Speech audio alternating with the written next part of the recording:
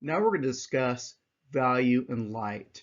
And I'm going through all of the elements of design because I want you to know that the elements are the building blocks for art.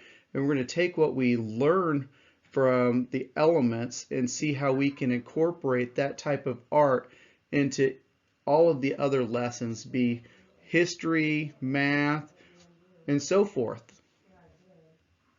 Another visual element used quite consciously by artists is value, the relative lightness and darkness of an area. Values are most easily perceived when color hues are not present. As you look at this work of art, you can see that the bamboo shoots range from dark black through intermediate tones all the way to faint gray. We perceive value contrast most clearly in areas that are the closest to us. The gradations of value from very dark to very light can be represented by means of a value scale. Here we have a 10-step value scale with black at one end and white at the other. And you can see that we have some light gray, gray, and as well as dark gray. So when you're looking at the misty bamboo on a distant mountain, you notice that there's way more than 10 values. But this scale is really useful in helping us dictate different tones, shades, and tints in a work of art. Value also helps us to perceive the modeling of forms. As light falls on a three-dimensional object, the areas that light strikes most directly are the lightest, showing up as highlights. As contours curve away from the light source in space, the light dims, making the surface appear darker until it approaches a pure black in areas where light is fully blocked. And that really gives us that three-dimensional feel. Local and interpretive values. The actual light and shadows we see on real surfaces are what we call local values. Some photographers attempt this technique of photographing and developing to capture on film the full range of local values, called a full tonal range in photography. When values are not represented realistically, then they may be called interpretive values. One technique is to reduce the degree to which values gradually change, presenting them as more dramatic contrast. And you kind of get the sense of more of like a silhouette feeling here. During the Renaissance, European painters developed the technique of chiaroscuro. It's Italian for light and shade, but it's very extreme. There's a lot of contrast here between the highlights and the black or the core of the shadows. The depiction in a real two-dimensional work of the effects of light and shadow. In Caravaggio's The Conversion of St. Paul, Saul's body gleams with the reflections of the light of God which blinded him. This particular graphic designer has chosen the light end of the scale to represent Monet on a poster. And the choice is quite appropriate, for the artist emphasized the effects of light in his own work.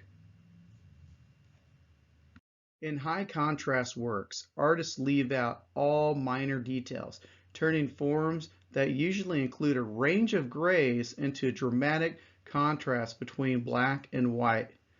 The result may be an unrecognizable, seemingly non-objective design. But in this case of the Guggenheim Museum poster, just enough information is left to allow us to fill in the missing edges of the building's famous spiraling form. Now let's move on to lighting. The way a subject is lit by the sun or by artificial lighting will affect how we perceive it. In the miniature painting, Allah presents a uniformly lit scene with no shadows. His lighting represents no particular time of day, removing it from the realm of the real into the ideal, mystical setting of the parable, which symbolically illustrates the unity of individual souls with the divine. But in contrast, Many works do, however, contain some reference to the ever-changing reality of light. 3D pieces placed outside a natural setting, as well as the 2D depictions of the natural world, will appear quite different when lit from the east at sunrise, overhead at noon, and from the west at sunset. From antiquity, humans have used objects placed outside to track and honor the movements of the sun, moon, and stars. Now this has to bring back childhood memories, shadow puppets, just the cast shadows of your hands on a wall. The use of artificial lighting allows controllers rather than changing effects.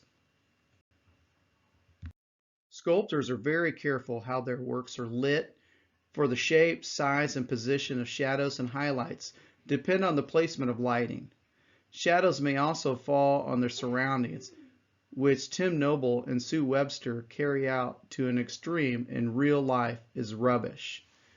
And here, the light source is very key on creating that cast shadow. So the junk assemblages are nothing to see in themselves. Their whole part is the shadows they cast. We are quite familiar with the use of artificial lighting to add drama to a city skyline or friendly warmth and light to the interiors of our homes. Less familiar is the use of artificial colored lights to change the hues as well as the values in an area. Reflections. Another way in which light is used in art is by taking advantage of the fascinating effects of reflections of a smooth surface. Reflected light tends to capture our attention. To depict reflections convincingly in two-dimensional works takes a great deal of skill. Richard Estes has perfected the art of painting in reflections in artificial surfaces such as chrome and glass so realistically that they appear to be photographs. When we see an object reflected in water, it may seem to lose its grounded position on the earth and instead appear to be floating in space. Light used as a medium. Light itself may be captured and controlled as an element of design. We humans have always been fascinated by looking at light. Here, the movie director used these characteristics to create stunning firework displays at the opening and closing ceremonies of the 2008 Summer Olympics in Beijing. Some light artists work with neon or fluorescent tubes of light, some with concentrated laser beams projected onto clouds or solid surfaces. Light can be used as having almost palpable presence. Danish artist Olafur Eliasson surrounds viewers with colored lights that continually change, encouraging awareness of sensory and perceptual effects such as after images that occur in the retina. So at the cutting edge of contemporary research into the effects of light is James Turrell. His work delves into what happens when we experience pure colored light in the absence of other sensory clues. He's also building skyscapes, installations in which his medium is the light of the sky, whose appearance is perceptually altered by strategic use of artificial lighting.